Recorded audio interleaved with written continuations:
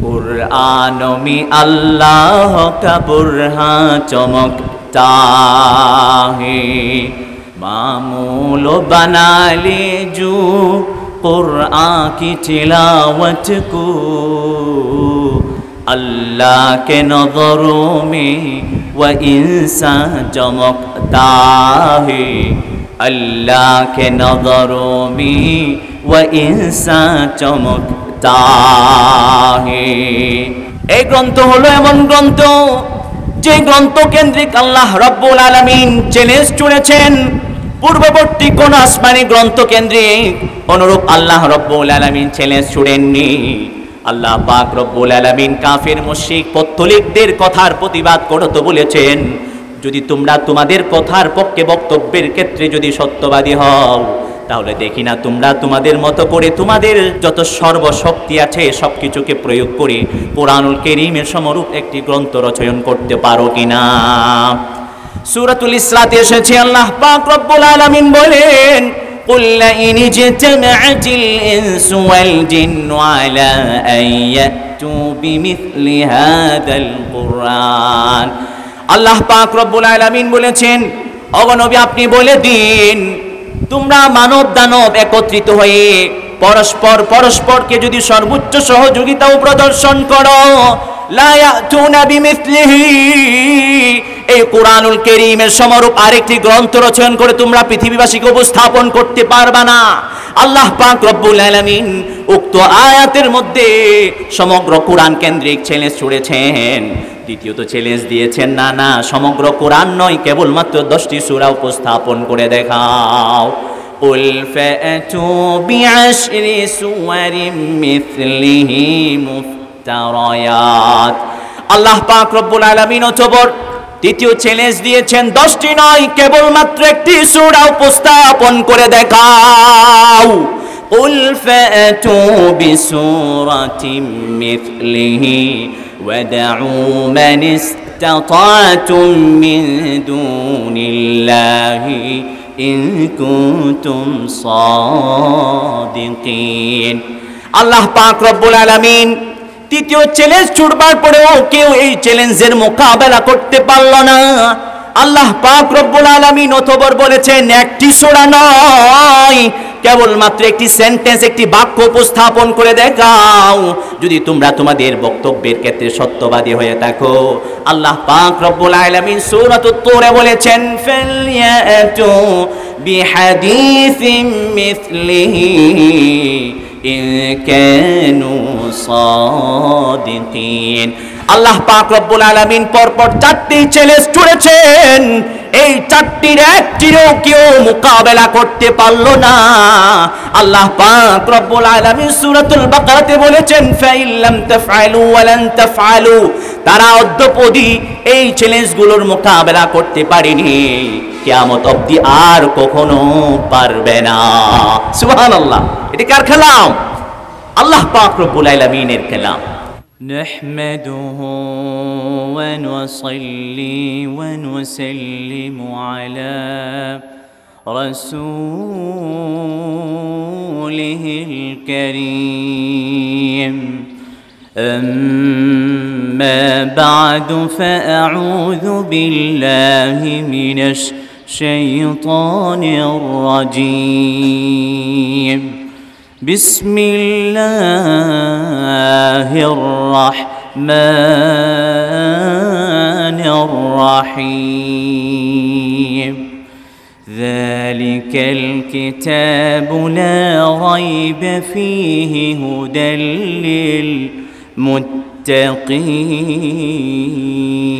للمتقين، صدق الله مولانا العظيم، بارك الله لنا ولكم في القرآن العظيم ونفعنا وإياكم بالآيات والذكر الحكيم।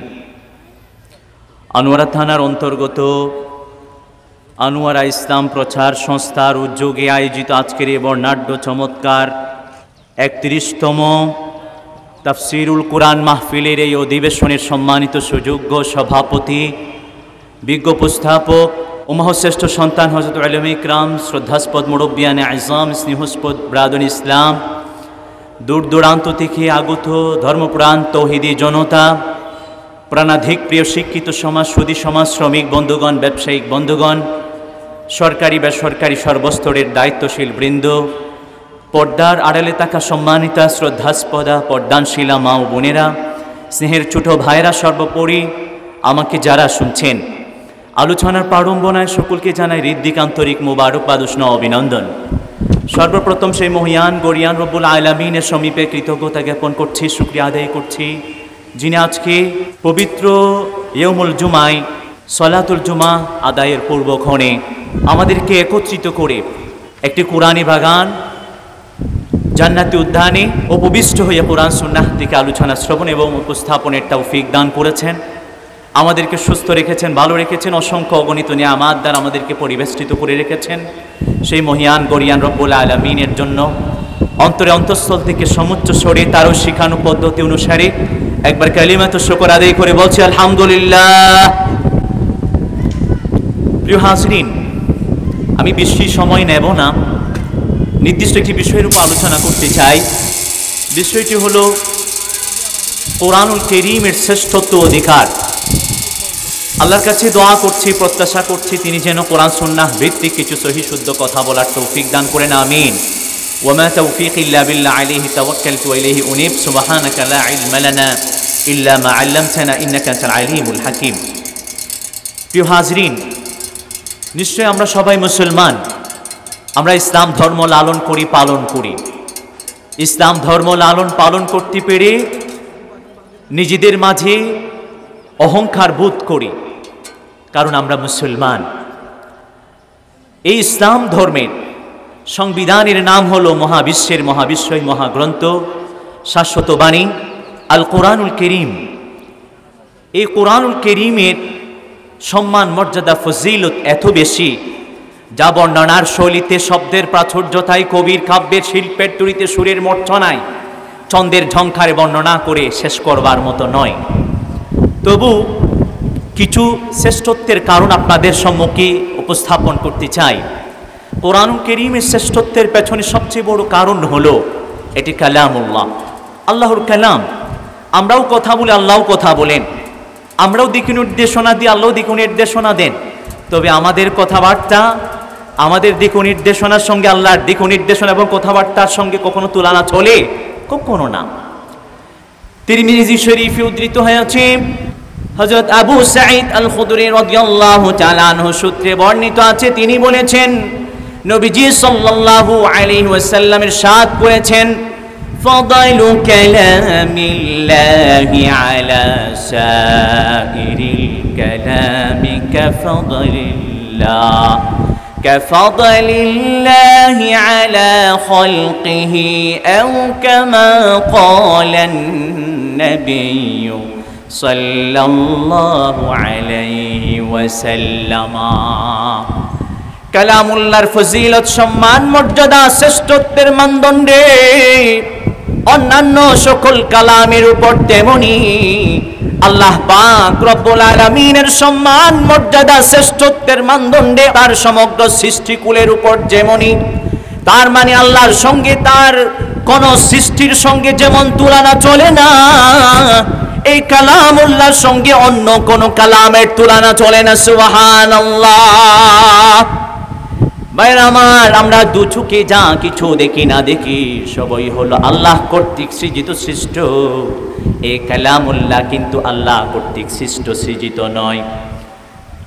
আমরা পৃথিবীতে যা কিছু দেখি না দেখি সমগ্র বিষয় আল্লাহ পাক রব্বুল আলামিন কর্তৃক সৃজিত, সৃষ্ট মাখলুক। এই কালামুল্লাহ আল্লাহ পাক রব্বুল আলামিনের একটি সত্তাগত গুণ বৈশিষ্ট্য। আমরাও কথা বলি, আল্লাহও কথা বলেন। আমরাও দিক নির্দেশনা দিই, আল্লাহও দিক নির্দেশনা দেন। সেজন্য আমরা দুচোখে যা কিছু দেখি না দেখি সবই হলো আল্লাহর সৃষ্টি, আল্লাহ কর্তৃক সৃজিত মাখলুক। সবই নশ্বর, সব কিছু হলো ধ্বংসশীল। এই কালাম নশ্বর নয়। আল্লাহ যেমন অবিনশ্বর, এই কালামুল্লাহ হলো অবিনশ্বর।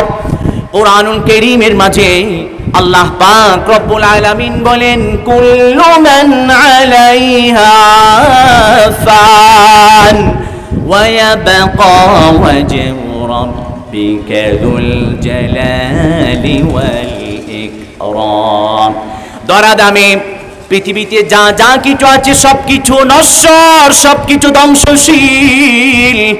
একমাত্র একজন সত্তা অক্ষয় থাকবেন, চিৎকার করে বলতে হবে তিনি কে? আল্লাহ ছাড়া পৃথিবীতে যা যা কিছু আছে সবকিছু নশ্বর, সবকিছু ধ্বংসশীল। সব সময় যিনি ছিলেন, আছেন, থাকবেন, অক্ষয় অব্যয় থাকবেন, অক্ষত থাকবেন, তিনি হলেন রব্বুল আলামিন। আল্লাহ পাক রব্বুল আলামিন সবকিছুর স্রষ্টা। আল্লাহু খালিকু কুল্লি শাই ওয়া হুয়া আলা কুল্লি শাইইন ওয়াকিল। আল্লাহ পাক রব্বুল আলামিন চিরঞ্জীব, চিরপ্রতিষ্ঠিত। তিনি ছিলেন, আছেন, সব সময় থাকবেন। এই কালামুল্লাহ ছিল, আছে, সব সময় থাকবে। সুবহানাল্লাহ। ভাইরা আমার, কোরআনুল কারীমের দ্বিতীয় নাম্বার সূরা সূরাতুল বাকারার সূচনায় আল্লাহ পাক রব্বুল আলামিন বলেন, যালিকাল কিতাবু লা রাইবা ফীহি হুদাল লিল মুত্তাকিন। This is the most authentic book. There is no any doubt, any confusion, which is a guidance for those who are muttaqun. এটি হলো এমন একটি গ্রন্থ, যে গ্রন্থের মাঝে কোনো ধরনের সন্দেহ, সংশয়, লেশ মাত্র অবকাশ নেই। যে গ্রন্থ হলো মুত্তাকিনদের জন্য হিদায়াত। আল্লাহ পাক রব্বুল আলামিন এই আয়াতের মধ্যে বুঝাতে চান কয়েকটি বিষয়। এক নাম্বার হলো, যখন কোরআনুল কারীম নাজিল হচ্ছিল, মক্কার কাফের মুশরিক পত্তলিকরা বলে উঠল, এটি কোনো ঐশী বাণী নয়, বরঞ্চ নাউযুবিল্লাহ মুহাম্মদ এগুলো নিজ থেকে বানিয়ে বলে এগুলো হলো সেই কালের উপকতাব, আসাতিরুল আউয়ালিন। আল্লাহ পাক রব্বুল আলামিন তাদের বক্তব্যের প্রতিবাদ করতে বলেছেন, এই গ্রন্থ হলো আমি কর্তৃক নাজিলকৃত, রিভিলড, অবতীর্ণ, এতে কোনো সন্দেহ, সংশয়, লেশ মাত্র অবকাশ নেই। সঙ্গে সঙ্গে এই কোরআনুল কারীমের মাঝে বর্ণিত যত বিষয়াদি আছে, আল্লাহ পাক রব্বুল আলামিন এই কোরআনুল কারীমের মাঝে বিভিন্ন বিষয় নিয়ে আলোচনা করেছেন। ঈমানিয়াত, ইবাদাত, মুআমালা, আশারাত, উকুবাত, আখলাকিয়াত, ওয়াকিয়াত, আমসাল সহ নানা বিষয় নিয়ে আলোচনা করেছেন। এগুলোর মাঝেও কোনো ধরনের সন্দেহ, সংশয়ের লেশ মাত্র অবকাশ নেই। সঙ্গে সঙ্গে কোরআনুল কারীমের যত আয়াত আছে, যত আয়াতের মাঝে হরুফ আছে, বর্ণমালা আছে, বর্ণমালাগুলোর উপরে নিচে যত হারাকাত, সুকুনাত আছে, এগুলোর মাঝে পর্যন্ত বিন্দু পরিমাণ কোন ধরনের সন্দেহ, সংশয়ের লেশ মাত্র অবকাশ নেই। সুবহানাল্লাহ। শুধু তাই নয়, আল্লাহ পাক রব্বুল আলামিন বলেছেন এটি হলো হুদাল লিল মুত্তাকিন, অন্যত্র বলেছেন হুদাল লিন নাস, এটি হলো মানব মণ্ডলীর জন্য হিদায়াতের গ্রন্থ। তার মানে হলো এটি এমন গ্রন্থ যেটির উপর আমল করলে এহলৌকিক জীবনের চূড়ান্ত সাফল্য, পরকালীন জীবনের চিরমুক্তি অর্জন করা যায়। সুবহানাল্লাহ। दुनिया के किताबों में कुरान चमकता है, कुरान में अल्लाह का बुरहान चमकता है, मामूल बना ले जो कुरान की तिलावत को, अल्लाह के नज़रों में व इंसान चमकता है, अल्लाह के नज़रों में व इंसान चमकता है। ভাইরা আমার, এই গ্রন্থ হলো এমন গ্রন্থ যে গ্রন্থ কেন্দ্রিক আল্লাহ রব্বুল আলামিন চ্যালেঞ্জ ছুড়েছেন। পূর্ববর্তী কোন আসমানি গ্রন্থ কেন্দ্রিক অনুরূপ আল্লাহ রব্বুল আলামিন চ্যালেঞ্জ ছুড়েননি। আল্লাহ পাক রব্বুল আলামিন কাফির মুশরিক পত্তলিকদের কথার প্রতিবাদ করতে বলেছেন, যদি তোমরা তোমাদের কথার পক্ষে বক্তব্যের ক্ষেত্রে যদি সত্যবাদী হও, তাহলে দেখি না তোমরা তোমাদের মতো করে তোমাদের যত সর্বশক্তি আছে সবকিছুকে প্রয়োগ করে কোরআনুল কারীমের সমরূপ একটি গ্রন্থ রচয়ন করতে পারো কিনা। সূরাতুল ইসরাতে এসেছে, আল্লাহ পাক রব্বুল আলামিন বলেন, قل لئن اجتمعت الإنس والجن على أن ফাতু বিমিথলি হাদাল কুরআন। আল্লাহ পাক রব্বুল আলামিন বলেছেন, ওগো নবী আপনি বলে দিন, তোমরা মানব দানব একত্রিত হয়ে পরস্পরকে যদি সর্বোচ্চ সহযোগিতাও প্রদর্শন করো, লা ইয়াতুনা বিমিথলিহি, এই কুরআনুল কারীমের সমরূপ আরেকটি গ্রন্থ রচনা করে তোমরা পৃথিবীবাসীকে উপস্থাপন করতে পারবা না। আল্লাহ পাক রব্বুল আলামিন উক্ত আয়াতের মধ্যে সমগ্র কুরআন কেন্দ্রিক চ্যালেঞ্জ ছুড়েছেন। দ্বিতীয়ত চ্যালেঞ্জ দিয়েছেন, না সমগ্র কুরআন নয়, কেবলমাত্র 10টি সূরা উপস্থাপন করে দেখাও। قل فأتوا بعشر سور مثله مفتريات। আল্লাহ পাক রব্বুল আলামিন অতঃপর তৃতীয় চ্যালেঞ্জ দিয়েছেন, 10টি নয়, কেবলমাত্র একটি সূরা উপস্থাপন করে দেখাও। قل فأتوا بسورة مثله وادعوا من استطعتم من دون الله إن كنتم صادقين। আল্লাহ পাক রব্বুল আলামিন তৃতীয় চ্যালেঞ্জ ছুড়বার পরেও কেউ এই চ্যালেঞ্জের মোকাবেলা করতে পারল না। আল্লাহ পাক রব্বুল আলামিন অতঃপর বলেছেন, একটি সূরা নয়, কেবলমাত্র একটি সেন্টেন্স, একটি বাক্য উপস্থাপন করে দেখাও যদি তোমরা তোমাদের বক্তব্যের ক্ষেত্রে সত্যবাদী হয়ে থাকো। আল্লাহ পাক রব্বুল আলামিন সূরাতুত তূরে বলেছেন, ফালইয়াতু বিহাদিসিম মিসলিহি ইন কানু সাদিকিন। আল্লাহ পাক রব্বুল আলামিন পরপর 4টি চ্যালেঞ্জ ছুড়েছেন, এই 4টির একটিরও কেউ মোকাবেলা করতে পারলো না। আল্লাহ পাক রব্বুল আলামিন সূরাতুল বাকারাতে বলেছেন, ফাইল্লাম তাফআলু ওয়া লান তাফআলু, তারা অদ্যপদি এই চ্যালেঞ্জগুলোর মোকাবেলা করতে পারেনি, কিয়ামত অবধি আর কখনো পারবে না। সুবহানাল্লাহ, এটা কার কালাম? আল্লাহ পাক রব্বুল আলামিনের কালাম। ভাইরা আমার, যখন কুরআনুল কারীমের সূরাত ইউনূসের 38তম আয়াত, আল্লাহ পাক রব্বুল আলামিনের চ্যালেঞ্জ, তৃতীয় চ্যালেঞ্জ, কেবলমাত্র একটি সূরা উপস্থাপন করবার চ্যালেঞ্জ যখন ছুড়েছিলেন, সাহাবে کرام কি করলেন? কুরআনুল কারীমের সর্বকনিষ্ঠ সূরা সূরাতুল কাউসারের প্রথম 2টি আয়াত কাবা শরীফের দরজা আটকিয়ে দিলেন এবং চ্যালেঞ্জ ছুড়লেন, কে বা কারা আছো? কুরআনুল কারীমের এই সর্বকনিষ্ঠ সূরা সূরাতুল কাউসারের প্রথম 2টি আয়াতের সারমর্ম, ভাগমিতা, সাহিত্যিকতা, গভীর অর্থ, ছন্দময়তার সাথে সামঞ্জস্য বিধান করে তৃতীয় একটি বাক্য যুক্ত করতে পারো। দিন যায়, মাস যায়, বছর চলে যায়, সেই চ্যালেঞ্জের মোকাবেলা কেউ করতে পারেনি।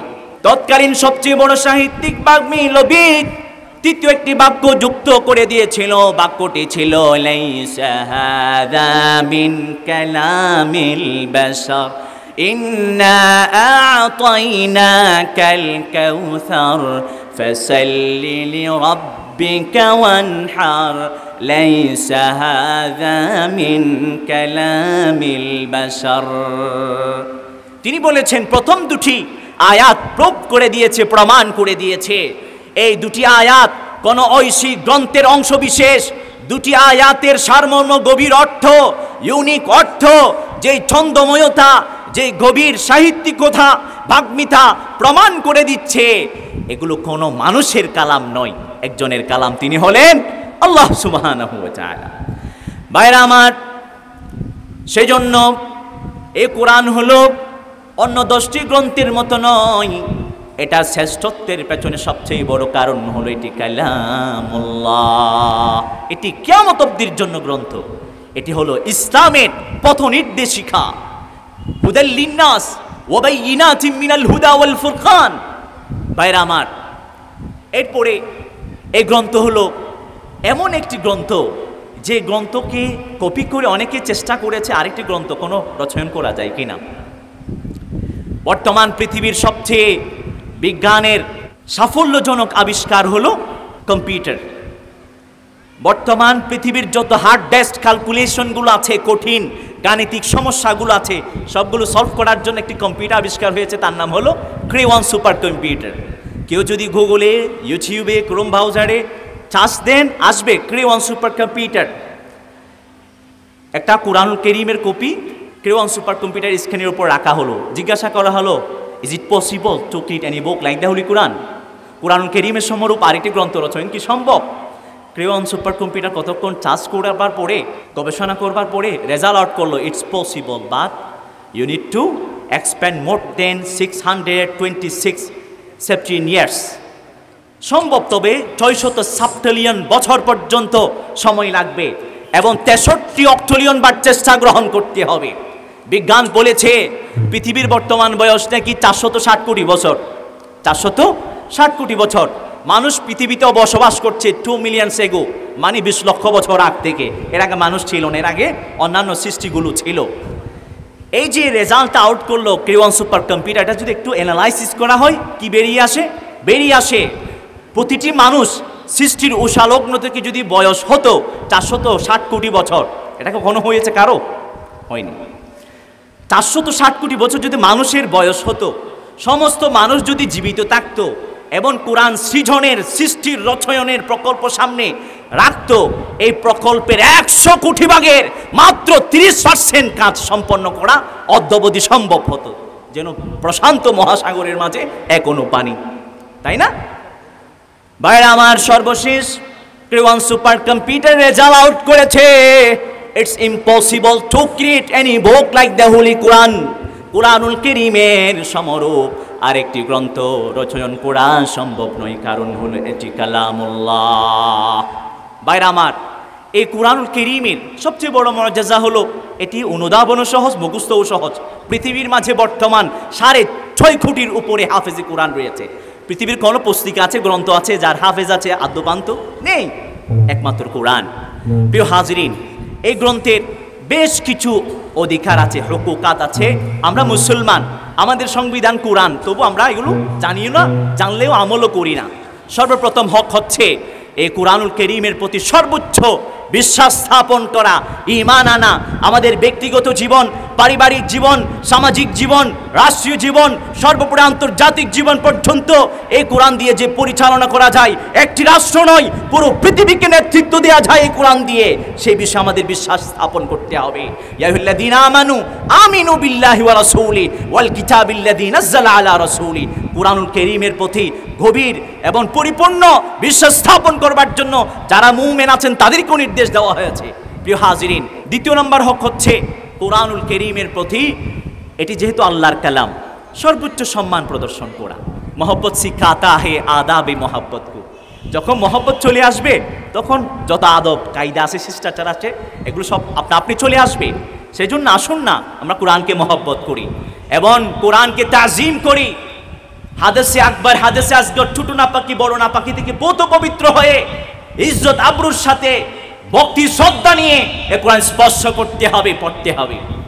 প্রিয় হাজিরিন, কোরআনুল কারীমের প্রতি আরেকটি অধিকার হলো, তৃতীয়তম অধিকার, কোরআন তিলাওয়াত করা। সকাল সন্ধ্যা আসুন আমরা কোরআন তেলাওয়াত করি।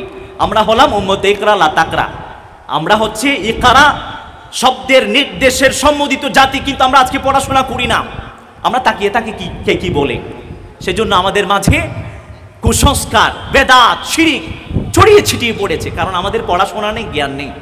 প্রিয় হাজিরিন, সকাল সন্ধ্যা যেন আমরা কোরআন তেলাওয়াত করি। চতুর্থ নাম্বার হক হচ্ছে কোরআনুল কারীমের প্রতি, কোরআন তেলাওয়াতের জন্য আসেনি কেবল, এটা আমলের জন্য আল্লাহ পাক রব্বুল আলামিন নাজিল করেছেন। কোরআনুল কারীম অনুপাতে আমাদের ব্যক্তিগত জীবন, আমাদের পারিবারিক জীবন, সামাজিক জীবন, রাষ্ট্রীয় জীবন এবং আন্তর্জাতিক জীবন, রাষ্ট্রীয় জীবনকে ঢেলে সাজানো। এর জন্য আমাদের ইস্পাত কঠিন সংকল্প গ্রহণ করতে হবে। এরপরে কোরআনুল কারীমের পঞ্চমতম যেই হক, সেটি হচ্ছে হাক্কুত তাদাব্বুর। কোরআন তো শুধু পড়ার জন্য, কোরআন কারীম শুধু তিলাওয়াতের জন্য নাজিল হয়নি, কোরআনুল কারীম শুধু বক্তব্যের সুন্দরের জন্য, সৌন্দর্য বর্ধনের জন্য রেখে দেওয়ার জন্য নাজিল হয়নি। হাক্কুত তাদাব্বুর, এটা নিয়ে কি করতে হবে? চিন্তা গবেষণা করতে হবে। সূরা ফিল নিয়ে চিন্তা গবেষণা করে প্লেন আবিষ্কার হয়েছে, একইভাবে যুদ্ধ বিমান আবিষ্কার হয়েছে। কোরআনুল কারীমের প্রতি আরেকটি বিশেষ হক হচ্ছে, ষষ্ঠতম হক, হাক্কুত তাআল্লুম, কোরআন পড়া। সপ্তম হক হচ্ছে হাক্কুত তালিম, কোরআন শিক্ষা প্রদান করা। এবং অষ্টম যে হক, সেটি হচ্ছে কোরআনুল কারীমের যে শাসন, কোরআনুল কারীমের বিধিবিধান আল্লাহর জমিনে প্রতিষ্ঠার জন্য সর্বোচ্চ চেষ্টা প্রচেষ্টা গ্রহণ করা। এই বাংলাদেশে বিএনপিরাও দেশ পরিচালনা করেছে, আওয়ামী লীগরাও করেছে। আমাদের প্রত্যাশা থাকবে সামনের বাংলাদেশ হবে ইসলামের বাংলাদেশ, ঠিক কিনা? উলামায়ে কেরামের বাংলাদেশ, ঠিক কিনা? যারা মুসলমানদেরকে স্তব্ধ করে দিতে চায়, মুসলমানদের মসজিদগুলোতে আঘাত হানে, সনাতনী ধর্মের যে সমস্ত ভাইরা আঘাত করেছে, আমরা তীব্র ভাষায় তার প্রতিবাদ করি। এবং যেই মুসলিম ভাইকে হত্যা করা হয়েছে, আমরা তীব্র ভাষায় তার প্রতিবাদ করত বলছি, যারা হত্যা করেছে শাস্তির সর্বোচ্চ আওতায় তাকে আনতে হবে এবং সমগ্র শ্রেণীর মুসলিম উম্মাহকে সোচ্চার সচেতন হতে হবে। যারা নন মুসলিম আছে তাদের শক্তিমত্তা যেন বেড়ে না যায়, আমাদের নিরাপত্তা তাদের শক্তিমত্তা বেড়ে যাওয়ার কারণ হতে পারে। আমরা প্রত্যেকের স্থান থেকে আমরা সুচ্চারিত বলিষ্ঠ কোনটা উচ্চারণ করব। আল্লাহ আমাদের সঠিক বোঝার আমল করার তৌফিক দান করুক, বলুন আমিন। আসসালামু আলাইকুম ওয়া রাহমাতুল্লাহি ওয়া বারাকাতুহু।